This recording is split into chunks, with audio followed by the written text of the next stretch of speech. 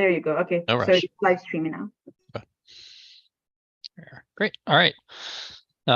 Thank you, everyone, for making time for this. This is the meeting of the Connecticut Data Analysis Technology Advisory Board. It is Friday at 3 p.m. December 16th. I appreciate everyone making time for this late in the week and for today's meeting. This is, so I'll call the meeting to order. We have a couple of items on the agenda today. I did want to see if we can amend the agenda to allow for one representative from GIS Network to speak at the beginning of the meeting. So I will either move or entertain a motion to amend the agenda, and then I think we have to adopt the amended agenda. Thad. So move to amend the agenda. I'll Seconded second by Seth. Delightful. And then we're going to do, I think, is have the a section for remarks from GIS Network president at the beginning, and then we'll go into the discussion of the plan, and then other business, and then adjournment at the end. So we're adding one item after the welcome and introductions after that in a moment. Anyone say here otherwise? I think we can move forward with that agenda. Any objections to that change? Modest to the agenda. Again, I think in the spirit of allowing a little more public participation. So I'm grateful to Mike Toll, who's going to speak, for making a little time for this. Can we do the roll call before that for the different members of the board? Go through, and I don't know, Valentina, if you want to call out, or we can just go through on my screen. I see Frank, then Bree, then Seth, in that order. Do you want to? A roll call for what, Scott? Just for the attendance, I guess. Oh, I have already.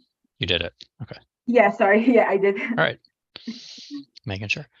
So then, thank you everyone for making time for this. We added Mike Toll from the president of the GIS Network to this because I think we had some folks came in late for the public hearing last time. We wanted to make sure we've got different avenues for public participation, and GIS community is very active and engaged in, I think, development of the state's capacity for GIS. I think in the last year, we've had the creation of the GIS office, selection of the first geographic information officer for the state of Connecticut. And next year, we will, in addition to the state data plan, be developing a 5-year GIS plan through the GIS office, which is an exciting related planning opportunity that will kick off next year. But I know the longstanding kind of interest from GIS community. We wanted to make sure that we did not miss kind of little opportunity to hear from Mike Toll, the president of the GIS Network. Mike, did you want to take the floor? And yes, thank you, Scott. Hello, everybody. I'm Mike Toll. I'm a deputy director at Western Connecticut Council of Governments, but as Scott pointed out, I am also the current president of the CT GIS Network, which Alfredo and Thad I know are members of. And so that network is a professional network of GIS users. And of course, the data plan is important for us because we use state data so regularly. We have provided comments in the past. And so I just want to give some quick comments about my thoughts on the plan. I don't represent the entire network, which is, many users, but from my experience, I just want to provide some comments that I think are useful and we can reflect on.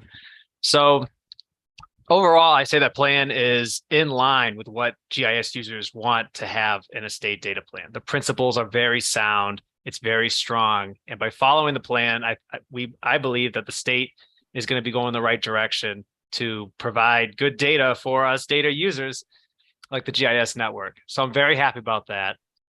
The public comment process did catch me by surprise. So I realized that we missed the public comment process. So I would recommend that in the future, the network is alerted earlier and maybe directly. And you can also utilize the COGs. I work at the COG and I know we have a lot of data users at the town, and we could traffic the comments process through our communities. So that'd be a good avenue that I'd recommend for the public comment process. And then the more meaty portion of the comments, this is from my planning experience, something very common we do at the COGS. I have a recommendation for refining the planning process of the state data plan. I've crafted a number of comments that I'll be providing for Scott and anyone else who's going to be making changes or updates to the plan to consider.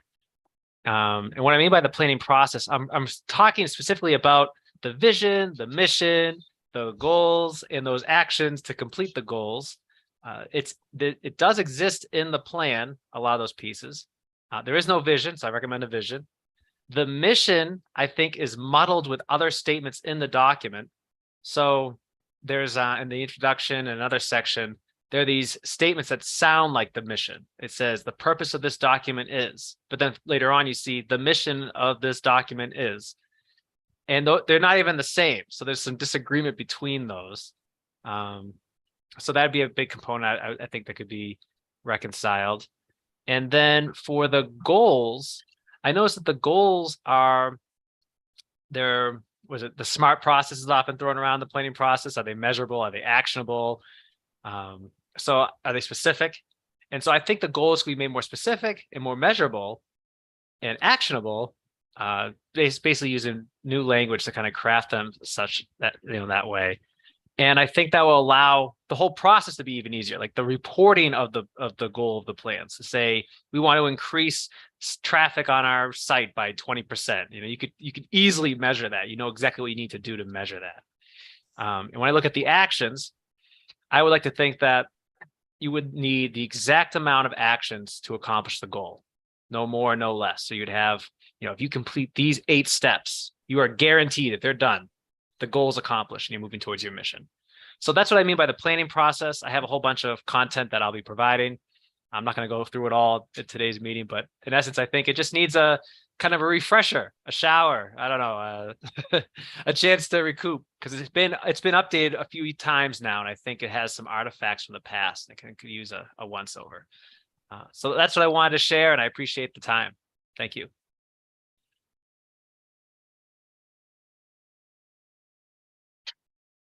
Thank you, Mike. I agree. It needs a refresher or shower. Documents a little been edited a lot at this point, so it bears the signs of it.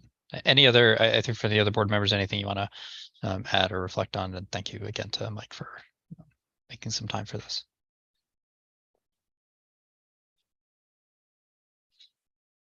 All right.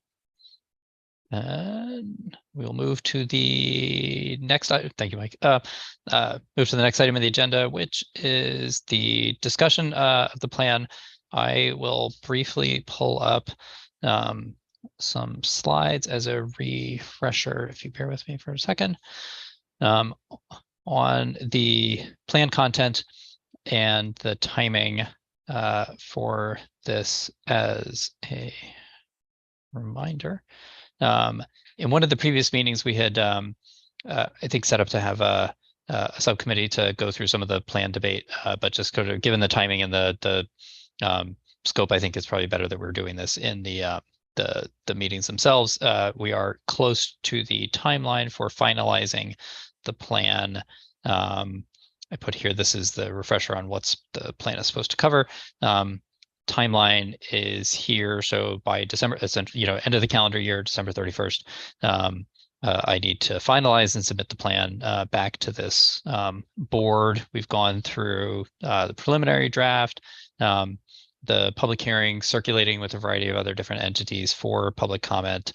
We've gotten, I think, both from Mike and several others, pretty good, healthy sort of comments and revisions, additional clarity on some of the areas. And so my plan is to have a fully revised plan by early next week, but I wanted to use this opportunity as one more place for discussion with the board, just to make sure that we are sort of directionally correct, that the right areas are emphasized in the plan, and so on. So this is overall, our timeline is to complete this by the end of the year, and later on in the meeting, I think we can make just some decisions about the structure for meetings, what's necessary in order to do that. But this is the calendar that we are on.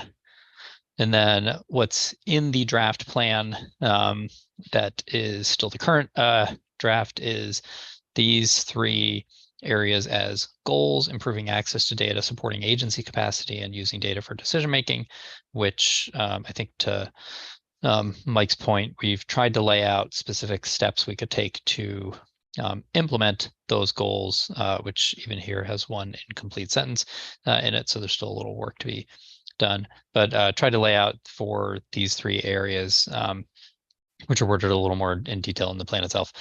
How will we get there? How will we improve access to data? How will we support agency capacity? How will we make better use of data for decision making in the next 2 years within existing resources? So that's our task, is to put pen to paper to kind of get this with the level of detail that's necessary to make it actionable, but is also realistic in the next 2 weeks or so. So I think I will move one slide forward. We got useful feedback from engagement with a variety of different actors, kind of within the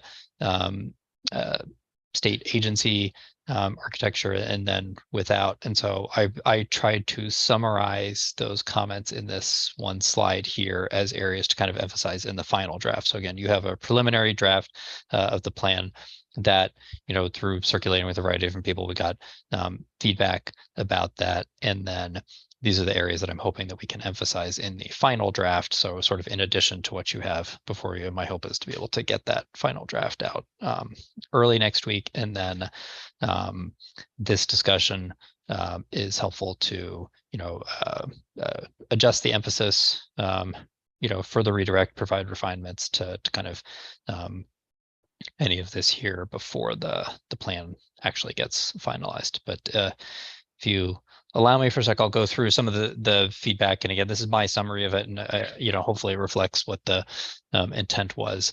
But I tried to put a variety of different comments and feedback onto a single slide. There's more behind most of this, but I'll cover this quickly here. So one area that I think board had discussed is the emergence of sort of a coordinated centralized state IT infrastructure in the last 2 years, opportunities that presents through some engagement with state IT. I think we identified 3 concrete areas in which we can better coordinate with this new infrastructure kind of going forward. One is on really kind of workforce development, supporting agency capacity, developing both communities of practice and training opportunities for skill development for largely for, in this case, state workers, but trying to make sure that we are providing opportunities to build capacity, coordinating on the development of new projects, particularly when it's something that's going to be shared across agencies. That's something that I think is uniquely facilitated by this sort of centralized IT structure, which we've not had in the past. And so it's a good opportunity to be able to coordinate more particularly before something new gets off the ground. And then in a variety of ways, continue something I think has been in prior state data plans, but really to continue the through line for encouraging the use of what I guess I would call here modern technology, both, moving from paper to electronic records whenever possible, to doing things kind of quote unquote online, not inline, using tools like APIs, cloud storage when it seems like the right choice, not in every case, but trying to make good choices to move sort of the technology infrastructure forward. That's definitely the goals for state IT, but we want to make sure that that's consistent in the state data plan as well. So first item kind of summarizes, I think, areas for coordination with state IT.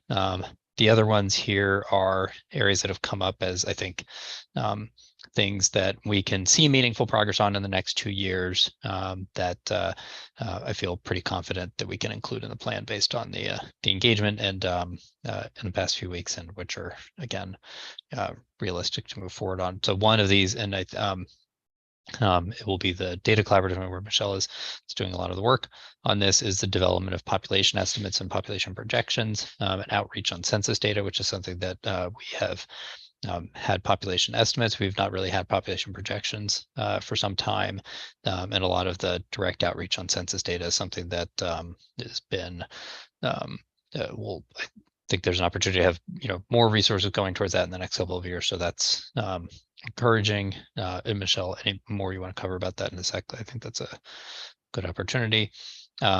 We've set up, particularly within OPM, through some of the federal funding, different ways to support agency efforts to conduct program evaluation so that we're learning from the new federal funds that are coming in, and that those investments are something that we draw lessons learned from. So we want to, in parallel with that, use that also as an opportunity to improve the guidance for agencies and others on evaluation, and then particularly on developing kind of standard operating procedures for community participation, so people are adequately engaged and compensated for their engagement in that process, and that we're not doing things kind of in a silo. Next one, there's a lot of kind of discussion about ways in which we can make sure that we increase the protections for individual privacy, particularly as we get changes in the technology landscape, so that your own individual data is being pulled into and used in more different places. At a minimum, the state should, sort of adopt the best practices in this area that we can. So emphasizing identifying areas where we want improved standards and guidance in the next 2 years, and moving forward on that. Continued focus on working, particularly with the Health and Human Services agencies, on standardization and sharing of data across those agencies. That I think continues to be kind of a pain point from the agency side, and there's really good work coming through Office of Health Strategy, our state health IT plan, and so we're going to work to support those efforts. And last but not least, there's been changes in the last 2 years to improve collection of data on race, ethnicity, language, but we know again that the collection of demographic data is something that is not sort of standardized. Agencies don't necessarily have access to best practices or sort of current standards for collecting that beyond just race, ethnicity, and language. So looking at gender identity, other different demographic factors, making sure we've got that captured, providing information to agencies so they make good decisions when they're developing or launching new data collections. So that, I apologize for racing through some of that. You have the slide in front of you, obviously, but that's an attempt to kind of summarize feedback from a variety of different areas on things we can incorporate in the state data plan. That is a lot of different things, but everything that's here, I think there's some realistic way in which we can make meaningful progress in the next couple of years. So I wanted to put these kind of on the table as what we've heard since the last series of meetings. And again, through the discussion here, see if we need to modify, redirect, emphasize, if there's questions on any of it, so that then we can incorporate some of this into the next draft and finalize the plan. I will stop talking. Just to put her on the spot. So Michelle, anything, do you want to describe anything about the population estimates and projections? That's new, but interesting work. Sure, yeah. We at CT Data will be taking on the task of developing the population estimates for the state, and we're going to be providing it at town level by sex, age, race, ethnicity, which is something that's really quite critical. I learned yesterday, $1.3 trillion in federal funding is based off the population estimates. So if we don't, and they're produced every year, if we don't get them right, it could have an impact on the amount of funding that we receive in the state. So we're going to be developing those, and they also serve as the basis for denominators for many of the central census data programs. So really critical data set that I think we haven't quite paid as close of attention to as it warrants. So looking forward to that work that will be happening over the next 18 months. And we will we'll be putting together a plan for producing the projections. So just so folks know, the estimates are different than the projections, but the estimates also provide things like denominators for vaccination rates for all of our towns. So important work. But just one comment, Scott, and I think this is part of Mike's comment as well. Just one thing that I think would help with the plan too is when you mentioned in the implementation steps improving items, it would be great to hear how. And I mean, you did do that in the one where you mentioned the state data center, improve the census data, access to census data and quality, but it would also be great through collaboration support for census state data center. But to see that more often when you mention, because even, just talking about the race ethnicity data, I mean, there's so many facets to that. Is, saying to collect it, that sounds very easy, but then when you get into the details, right, of all the different systems that need to be updated, so just so many different layers to much of what you are suggesting, which are all really important, but would love to see more like how that's going to get done and what's really reasonable in 2 years, given some of this work is really requires a lot of different people, moving pieces, and different agencies and coordination. So, but thank you for the opportunity, and I will keep this group abreast of our work on the estimates.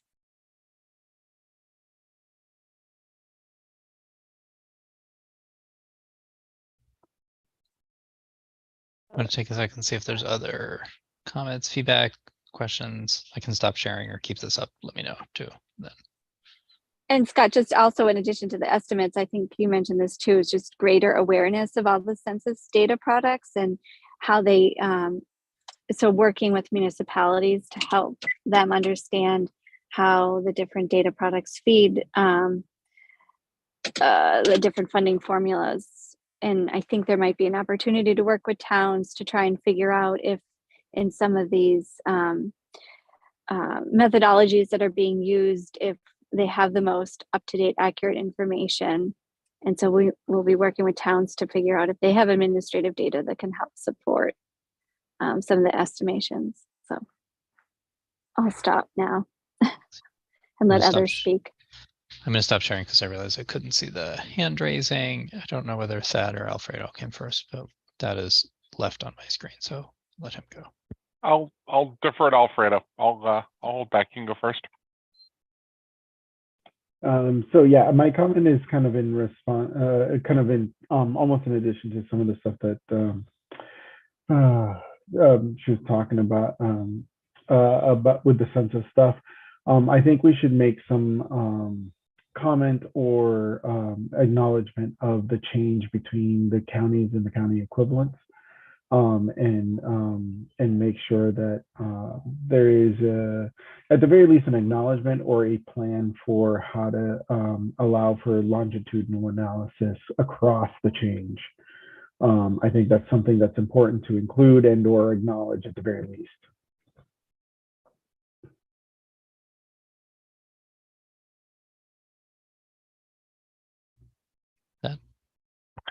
Sure, thanks, Scott. I guess the one, and this is more of an overall, overarching comment with regard to the plan and the draft, and something going forward at the future meetings as we put together build towards the final, is the idea that, as Mike said, we do want those SMART goals, but I fear that I don't want us to find ourselves pinning ourselves into a corner and committing ourselves to perhaps achieving things that may or may not be achievable. And so just keeping that in mind, and not to remove the edge from the sword, if you will, but in the same token, also not make it so weighty that we can't lift it at all.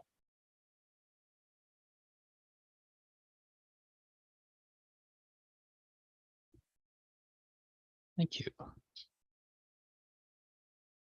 Anything else, Seth? Go ahead. I would just say in response to Mike Toll's comments earlier, and also to pick up on what Thad just said. Thad and I had a discussion on the record a couple meetings ago where we felt like we needed to implement some action items that were measurable.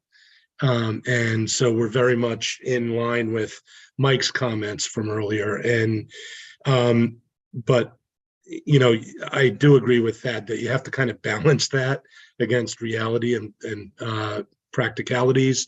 So maybe the best way to do that is to include specific hard numbers for things that we intend to achieve over the next year, for example, or the next, whatever horizon. but make them easily achievable numbers that are at least moving in the right direction. Like maybe adding, 5 agencies a year for the next 5 years or something like that, or automating at least 3 agencies in the next year, something like that, with API requiring that each agency that hasn't yet done so pony up 2 useful data data points or lists or downloads, uploads, whatever, so that we can start marching toward overall success in really achieving our goals of getting more data out there for public use. Yeah, I think this is it's helpful, and I appreciate, again, this has come up before, and I think came up in the previous data plans before. Let me a couple things on the point about the sort of measurability for the goals.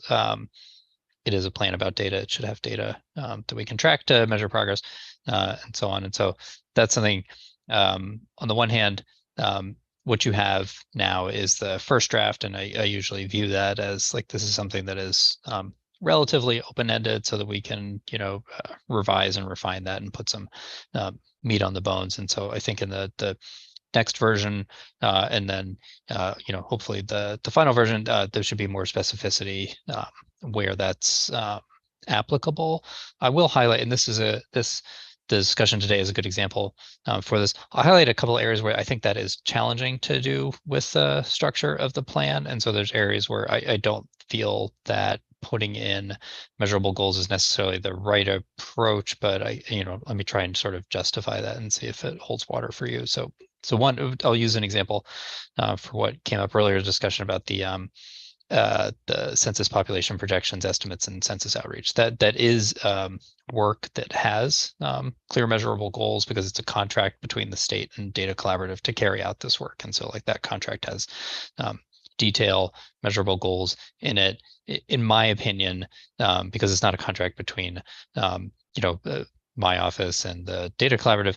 Like, we can't hold the other parties to those goals. So I can't, there are goals that are there for that, but I don't feel like we can put those into the state data plan, because they're not, goals that I can be sort of, I feel like we can be held accountable for directly. And that is a good example of the same kind of thing that happens in lots of other areas. It might be something where, agency X is planning to do this thing, but they're planning to do that, through federal funding, and that we know that this is happening. But, I feel if we can't, if we're not sort of able to back up those goals, it's kind of hard to put that kind of thing into the plan because of that structure. And the other, one success, sorry, the other's areas where we have a direction or goals, but uncertainty about the implementation. So one thing we had put in a lot in last time was changes to improve the open data portal. One thing we did, a typical set of goals was looking at traffic and use of the portal. But one thing we did in the last 2 years that we knew we would do, but we didn't, I think it was hard to quantify,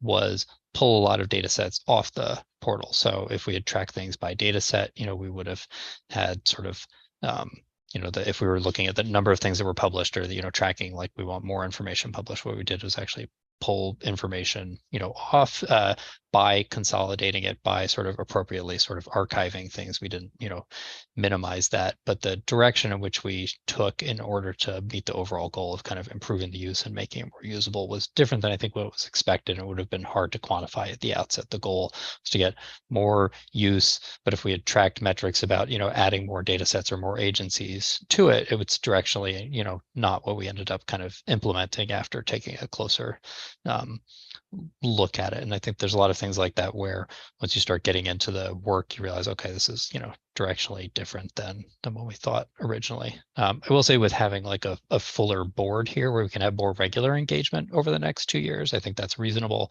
to put things in that we can track, as long as there's a way to go back to the board and say, look, we're taking it, this is what we thought was going to happen, we're taking a different direction, and we can kind of have more regular engagement about that. But just again, the way things have unfolded over the last couple of years is we've gone for a very long period of time without meetings because the board itself is just under, there are few appointments on it. Again, we had one person for most of 2021, which is unfortunate, but with having the board, a fuller slate of folks on it, more regular engagement, I think is a good way to have those goals. But I don't want to set goals that we can't hold ourselves accountable to, or that we're going to end up in a wrong direction for. So that's one reason for not putting in specificity even where it exists, just because I don't feel like we can fully stick to some of those things.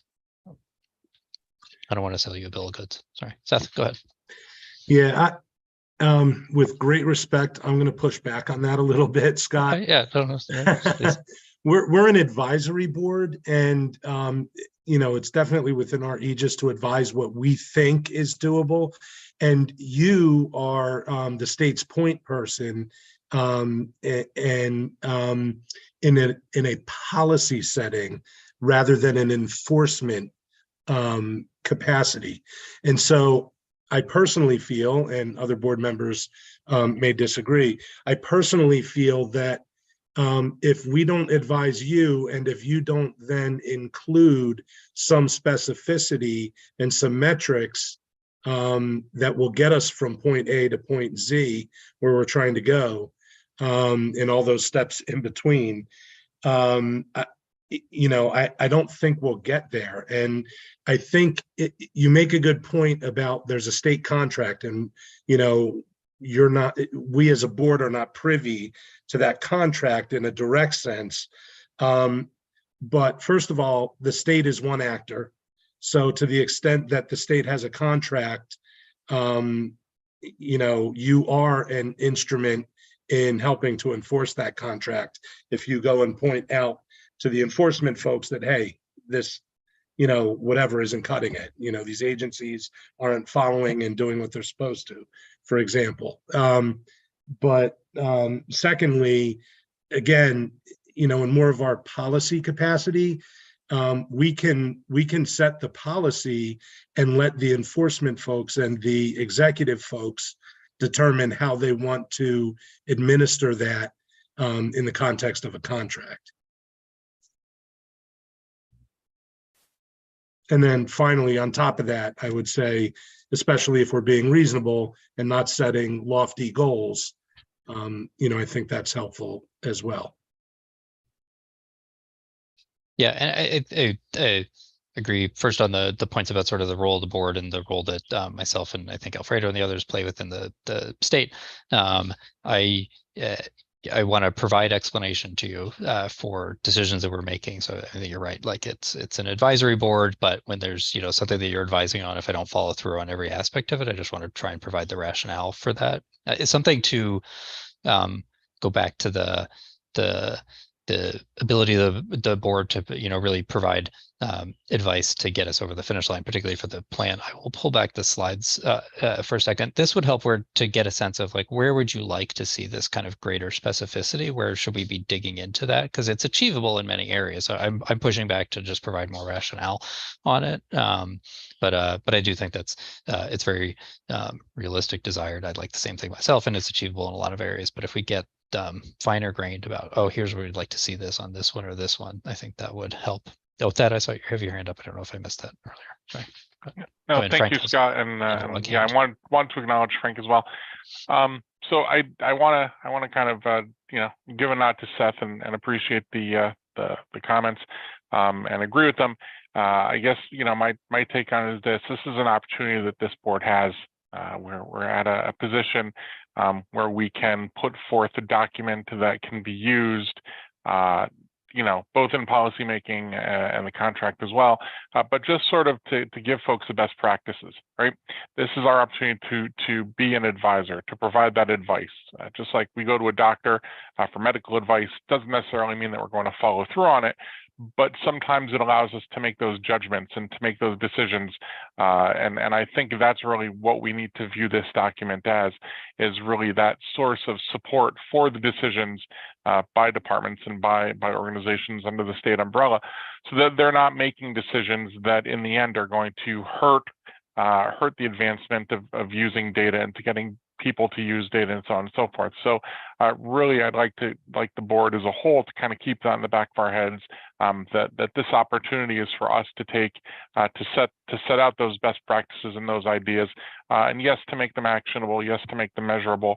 And Scott, as you said, not to get down to the granular aspect of it, but to definitely make sure that we do put some hard confines out there, and we do put out these bits of information so that folks can take them and apply them directly. So Thanks. Frank, sorry, I missed your hand earlier. Yeah, thanks. So one of the things I hope to see is an emphasis and a focus on the quality of the data collection process, especially when it comes to the census, related data, when it comes to estimates of town population, city populations, how that was collected, what the methodologies were that were used to actually get that data. And I think that's important because you want people to trust the data, right? And it's also important because the towns or cities are depending on that for grants and funding. That's the only comment I wanted to make, but I agree with what my colleagues have said. Yeah, and as Michelle had said earlier, I think it's 1.3 trillion. I think that's nationally, but the tremendous amount of resources are tied to the census data, and so it is. I think overall, it's good news in this case that its Department of Public Health has sort of chosen to invest in this, and it's a good move. And I'm glad that Data Collaborative is the willing partner to sort of undertake this. Seth. Yeah, Scott, to directly answer the question that you put to us a couple minutes ago, some of the areas where I can see, including some inspirational metrics, let's call it, include just breaking the inertia. The agencies have been talking about data and all this new, data collection that's going to be required. And it was, a couple of years ago that we made sure that every agency had an appointed data coordinator or whatever it's called. And in the original plan, I think the kind of metrics I would like to see included, maybe you would call it a little bit granular, but it's just to break that inertia and say that, over the next year or 2 years or 3 years, we're going to add, 3, 5, 7, whatever agencies who are each going to supply 2 data sets. And I apologize, I forgot the term data sets before, but that's the word I was looking for. Just to supply 2 data sets that they feel are helpful. I think a lot of the human services agencies are already supplying a lot of data sets because they understand that data is important to all of them and they get more than they give, and that sort of thing. But there are a lot of agencies sitting on the sidelines hoping that they're not noticed. And if we can say, like, we need to pick a few of them and have a couple stand forward, and maybe what we'll do is we'll provide more support. We'll help you get to the point where we'll help you select a couple data sets. We'll help you publish it. We'll help automate it. And then you can make a commensurate number of automated data set shares to what you're requesting in terms of additional agencies in the policy. So those are examples from my perspective. That's really helpful. I am going to pull the screen up just so folks have some of the wording in front of them, and if there's things where you're like, in addition, you can flag it. And one also, so thank you kind of for bringing up the board role before. One thing for board members to not forget is that one of the capabilities you have as a board is to also, if you feel someone sitting on the sidelines, you can call agencies in. That's one of the powers that the board has to call hearings on a particular or meeting on a particular topic or to dig into something. So hopefully it doesn't, I don't think we want this to where it gets to a point of acrimony or something, but I think it's do not underestimate the ability you have as a board. So this is what, again, this is a little summarized from what's in the plan. So if it's on a PowerPoint slide, this is what we have in the vein of sort of the concrete steps. And I think these steps are the building blocks for the goals that we would have in the plan itself. Set to pull for your specific point too. One of the things we've done is, and I think you had the demo of this earlier, I guess two things, but one is the dashboard with the analytics for agencies on the open data portal, which if you look at, you can see there are several agencies that do not have a ton of information available through the portal. That doesn't mean that they're not publishing it through some other channel and it meets the sort of requirements, which is not going through that place. But there definitely are areas where there's kind of room for growth, and we've had a lot of turnover in the network for the sort of state agency data officers in the past year for a variety of factors. And I think that's a opportunity where there's room for growth for a few agencies. If there's things you particularly want to highlight too, that, again, like it really does help to have the direction. It's like, we hear from, as in my role as a professional, I hear constantly the state doesn't have like this type of information for economic development or, planning purposes or educational purposes, or whatever. If there's something or for Frank had brought up for grant opportunities, if there's things you hear, like this is a pain point, for us from where I sit, as a professional or as a sort of expert in this community, it helps to have that sort of direction. Look here, this is an area to emphasize. And if it's something we can't do anything about, I will tell you. But a lot of times it is, and that's where it's helpful that we don't have this kind of outside voice as often as we should. I think one of the ideas missing from what I've read, and it comes to mind now that I'm looking at in this slide, Scott, is the idea of collaboration. One of the things that I'd like to see if we can find a way to include in the plan is the idea of collaboration amongst state departments with regards to their data and data sharing. And I know you note here in the providing an opportunity for coordination. You also note here talking about the knowledge hub for shared processing tools. But what I'd really like to see is maybe if we could work in the idea of collaboration in terms of data sharing. One of the things that we've really tried to fight mostly in recent times is this idea of data silos, right? Everybody has their isolated individual data silos. We could have data duplication. We could have folks using data that is perhaps inaccurate or not up to date. And I appreciate seeing Alfredo's hand, because I know he's going to have plenty to say on that topic. But that's something I'd like to see if we can work into the plan, is this idea of collaboration and data sharing at the organizational level.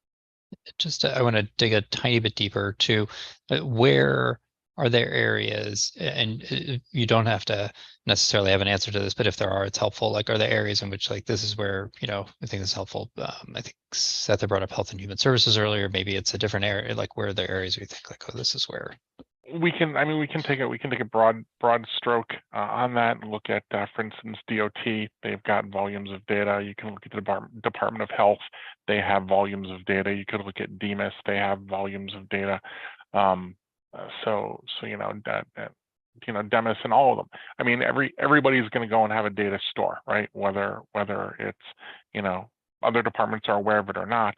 And there may be opportunities there to say, well, geez, we have a data set here that we've been using, and it's either the same or similar, except we maintain ours on a yearly basis or a monthly basis, or maybe one department depends on another for data that they're not even aware of the process.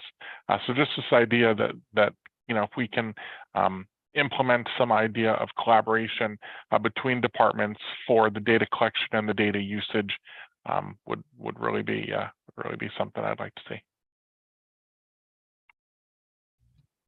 Thanks, Alfredo.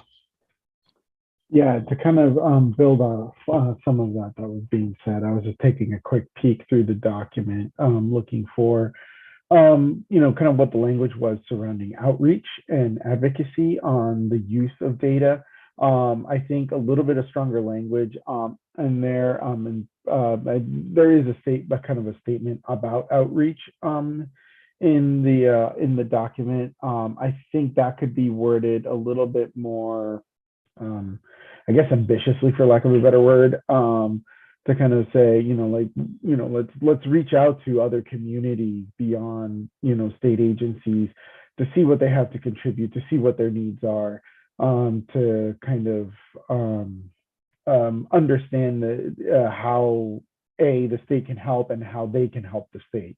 In general, I think those would be that kind of maybe some, at least an aspirational or kind of a more ambitious goal in that realm. I think would be a really good addition to the document in general, to kind of reinforce a lot of these ideas that we've been discussing.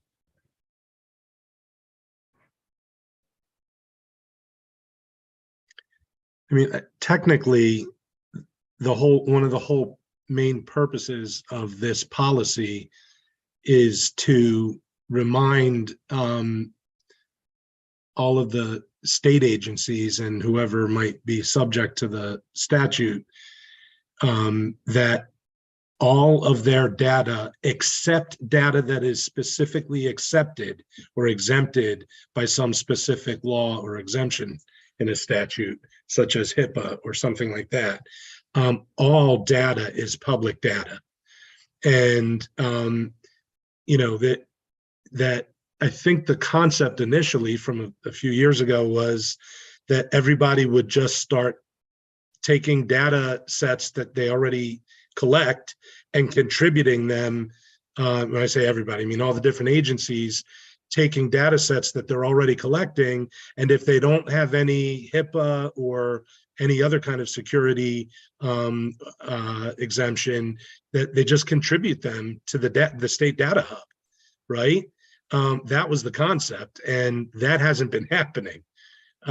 So that's why, I apologize if I sound a little frustrated. It just kind of feels like, and I understand, again, having been a state manager, I understand, COVID was just awful.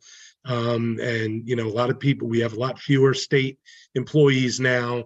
And that's why I'm trying to reverse track and look at it from a perspective of how can we make it easier for them. And automation is one example, and that can be the carrot. But I think at this point, there also needs to be a stick. And that's one of the reasons why I'm advocating that. Now, I don't think we as an advisory board should necessarily at this point get into the nitty gritty of tapping a particular agency on the shoulder and saying, you need to pony up. But we can say, we would like to see 3 to 5 new agencies coming online with at least 2 data sets in the next, 3 years or something like that. And then it's very measurable. It gives the executive very deep insight into how we anticipate to get this going, and how we recommend for it to get going. And it's also very doable. So, it might be a stick, but it's not a very big stick. It's a very, I don't know, not friendly stick, but it's, I think it's something that if agencies are gently reminded and tapped on the shoulder by the administration, and they say, hey, you've got a couple data sets you can give up to us, right? We'll automate it for you or something like that. You don't, it's just set it and forget it. And this is all stuff that's all, would be FOIable as a public data set anyway. So, and you're already running this every week, just contribute it to the hub or whatever. So that's really where I'm going with it. And maybe it'll become infectious and more agencies will come online when that inertia is broken and other agencies see it's not really a big bad deal. I know Alfredo had a hand up, just to add one thing for sort of, I think, lessons learned over the past few years. So when State Open Data Portal, and I think this applies to it will apply to the GIS portal that was launched last month as well. When that was launched, there was a real push to get, as you described it, agency, anything that's not, anything that's not clearly confidential, you should publish, which, progress is made on. But what I think we learned over time was that then kind of 2 things happened. the portal itself became just sort of a dumping ground. People would put data on it. Data has no clear purpose or value, is not something that's useful for any outside stakeholder. And we got a lot of data sets there. And then because they're putting data out there with no real, there isn't an audience for it.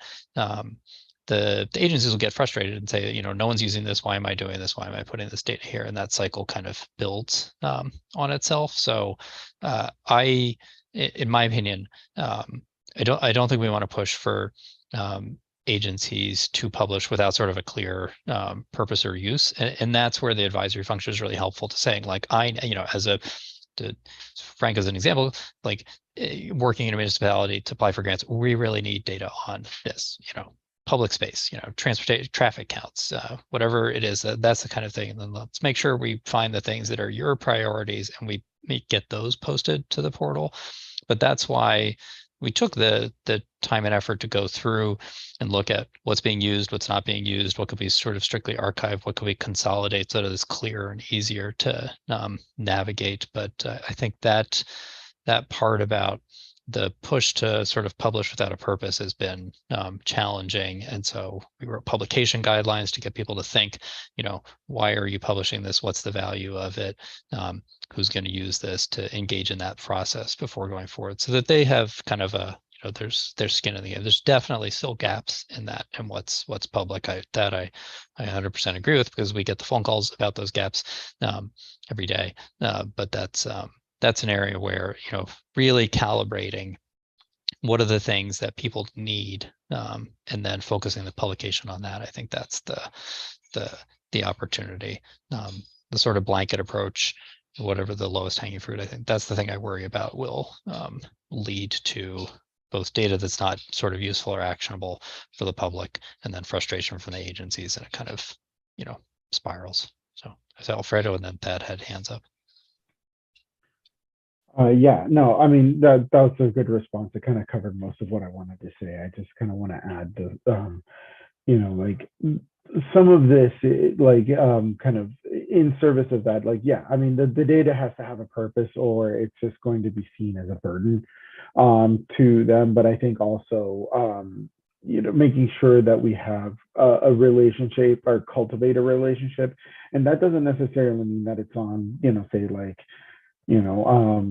Scott's team or my team or whoever at a particular agency to kind of enforce that. I mean, this group can help leverage some of that goodwill and engender trust amongst the various stakeholders to make sure that, we understand A, what the needs are, and then B, how those agencies can deliver and fill those needs in a way that isn't overly burdensome, but still serves those needs.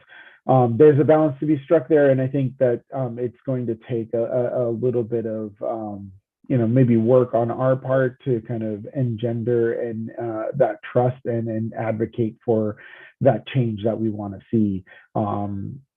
Just the document itself is not enough on that front. Not to create more work for us, Thanks. Yeah, I hear everything that everyone is saying here, and I think I just want to challenge it just a tiny little bit, and not necessarily to the point where we're creating work or we're creating problems, but the challenge, the real challenge, I think, in this situation is the unknown unknowns, right? We never could have planned a global pandemic. And the data perhaps that communities needed to make some of the decisions they needed to in these circumstances. And, maybe we go back and say, well, geez, had we had, data on this or data on that, maybe we could have, had a tighter grip on, distribution of tests, or, finding the unserved, or those kinds of things. So I think that that's really a tough balance, to say, well, geez, let's not publish it because there's not a purpose for it. Well, that might be, fine and well today, but 3 months, 6 months, 30 days down the road, whether it's another pandemic or the recession, drives us even further into a financial crisis or something like that, or we might find that, towns or citizens or organizations might need a particular data set that maybe someone thought, oh, well, this is irrelevant, I'm not going to publish it. So I think maybe even if we don't publish everything, maybe having some sort of catalog or compendium of what could be collected or what maybe is collected somewhere and resides somewhere that it can be found. Because I mean, even within the census data, I go to it a lot, and I look at it, and there are some data sets in there that I kind of scratch my head, and some of the demographics that are collected, and I wonder how they know that much about us. And to somebody, that data is valuable. Maybe not right now, but it holds value. So I don't know if I would completely diminish that effort someone might have of publishing data they have. As I said, one of the things I'd like to see is more of the breaking down of the silos so that people know. I mean, folks might not even know what data is collected or what data isn't collected.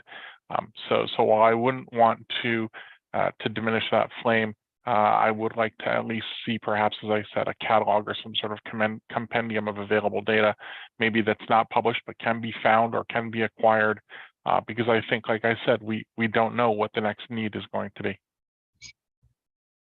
Yeah. Oh, Seth. Yeah, and then I just would also like to make another point in that, first of all, I agree with everything Thad just said. I mean, who knows what arcane research project at WestCon from a graduate nurse student or something is going to be important and will have use to somebody. But the other thing is, if we are providing the digitization support and spending a couple meetings saying, hey, here's the purpose, let's go through your data sets. What are you printing every week anyway, or what are you running every week? This one looks a bit more important than that one.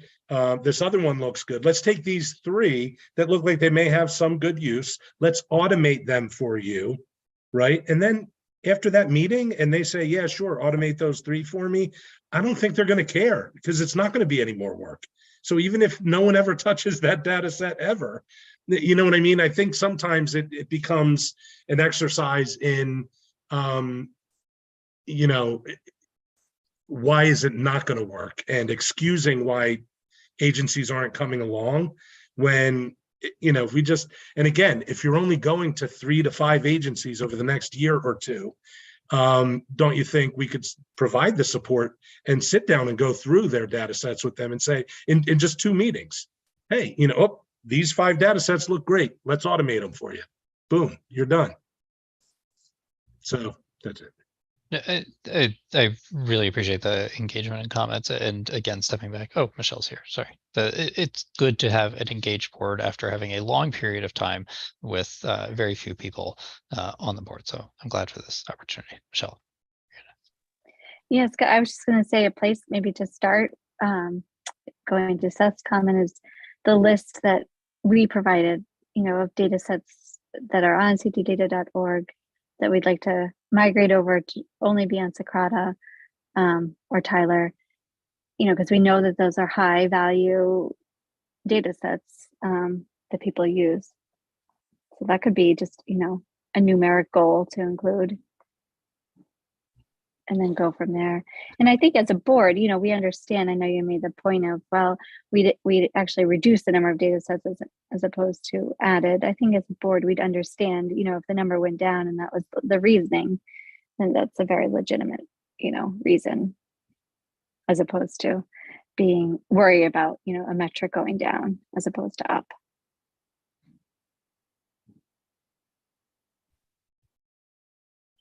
Or do you had another? And that we're going to go over it if people are okay with. I'm perfectly fine with this. My job. So yeah, so I think my only point to add to this is I'm a really big fan of the idea of acknowledging the existence of data sets, even if we don't necessarily provide them as a downloadable thing. I think it's important to acknowledge a data set's existence. There are any number of reasons, some of which we've talked about in this meeting, but some of the other reasons why you might withhold a data set is, just we've kind of danced around it. It's just lack of interest from anyone else other than that agency at a given time. It's not to say that it's not important later, but if it does come to a point where that particular data set becomes relevant, acknowledging its existence means that we can plan for its inclusion in one of these means of distribution much faster than if we didn't acknowledge that this data set existed.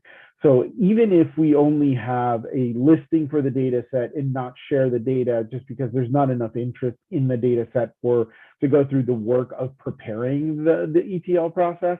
And I know, like setting up an automation process in theory generally sounds pretty easy, but having done more of those than I can count in my career, they can go very sideways very fast in very big ways. And something that you think that might have been really, really easy could take up like 6 months worth of your life and that you won't get back for something that may be of very limited value. So I think I think maybe having a little bit of modicum of choosiness, if you will, in what you actually decide to spend your time on to publish, versus just acknowledge that as it exists and provide metadata for, versus actually doing all of that and sharing the data would be kind of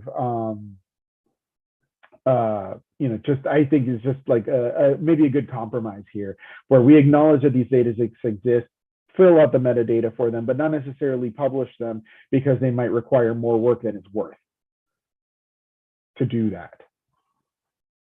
Just thought. I think I'd add to the list of not just data sets, but I'd add to the list of programs or state funded programs, right? Because there are many programs where data sets don't exist, but it would be wonderful if data did exist for those programs, or we started to figure out how to collect it and make it publishable, or so if we could.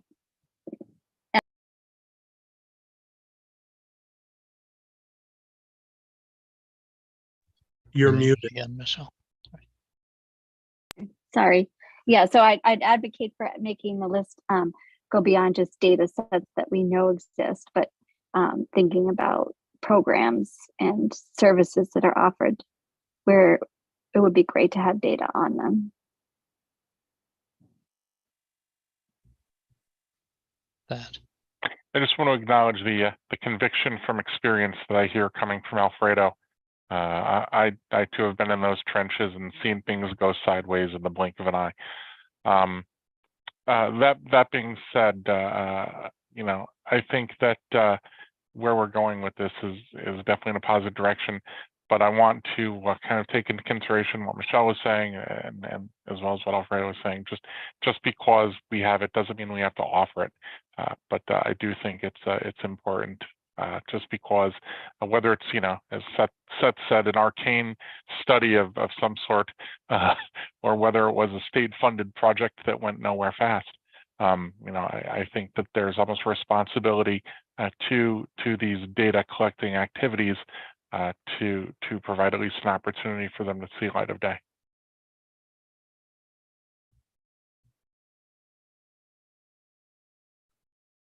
Again, I really appreciate the feedback on a lot of these, and I think a lot of the comments in ways are reassuring, because I think these are things that we are all already doing to some extent.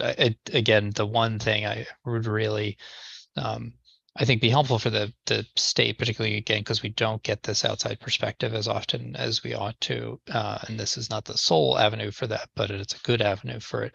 There's things where you think like, this is where, in my experience, sort of day to day, this is the kind of thing that we need. I think that helps us to kind of calibrate and say this, okay, let's focus on this, Seth brought up 2 agencies. Well, which 2? Get directionally, like get a sense, okay, this is the area where we run into challenges.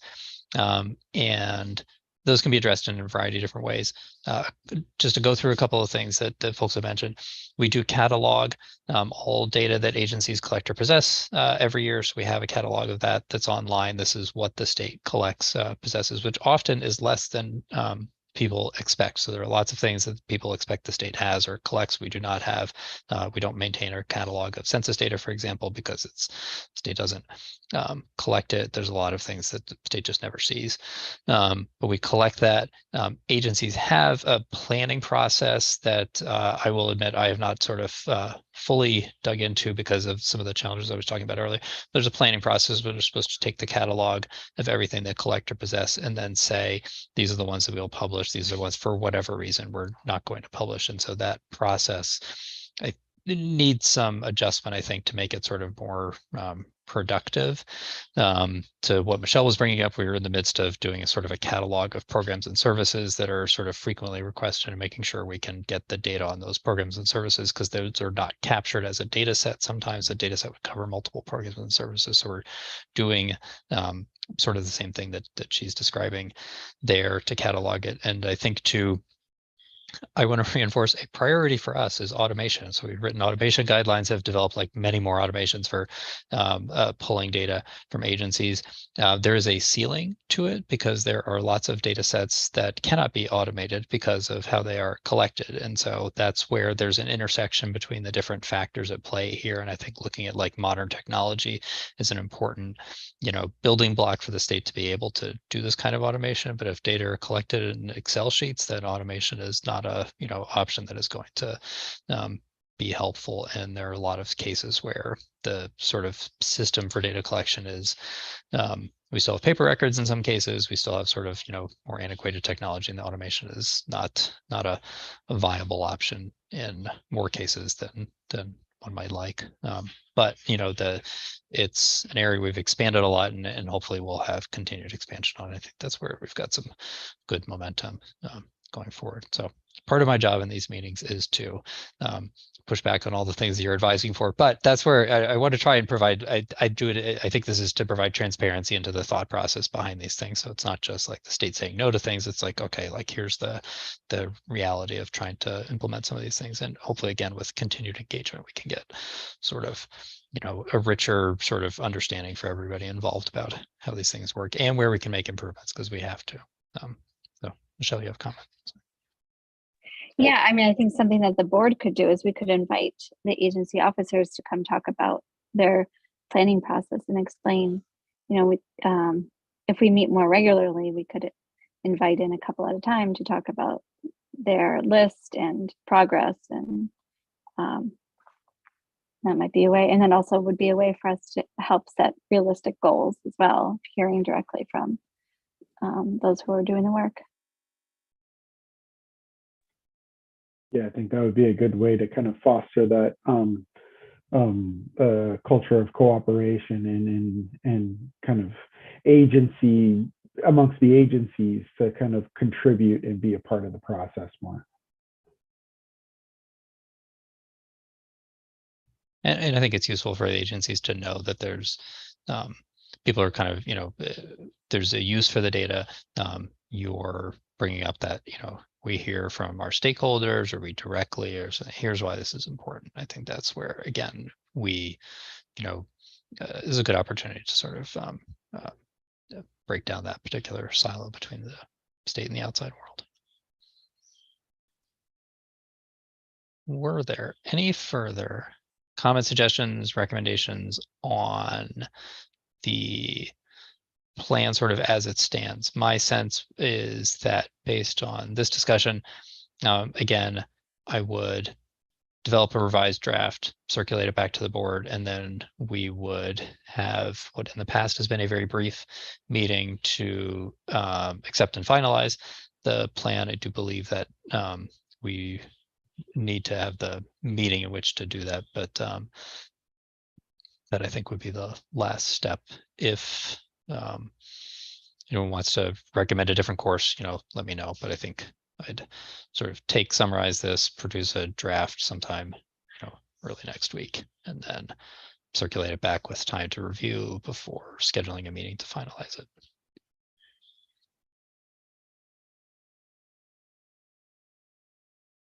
Nodding. Okay. Your general acceptance of that. Yeah. Thank you, Scott. And I will add, I'm sorry if I'm coming across as pugilistic, But I've been on this board longer than some folks, and I just, it gets a little frustrating, and I know that we can do more. And I just want to leave you with that last thought as you go to do the redraft. Be bold. We can, be bold but reasonable. And within I think we existing can, resources. That's exactly, within existing resources. And I think we can get a lot closer to where we want to go, and that's what I'm just advocating for. Sorry. No, not, and you don't have to apologize or anything. It is, there's always room for improvement. It's really helpful when the board can kind of direct, here's where I'd like to see the room for improvement. So I think we're getting a sense of that through this. It's helpful. So there's anything else? I don't think we have other business, but we had space in the agenda for other business, although that was that. Unless anyone knows of other business, and then otherwise, I would take motion to adjourn. Motion to adjourn. Second. Second by Michelle Bree. Thank you, everybody, for making time for this Friday afternoon meeting. I will take the comments and provide some drafts back to everybody as soon as Thank you. possible. Thank you. Thank you. Have a good week.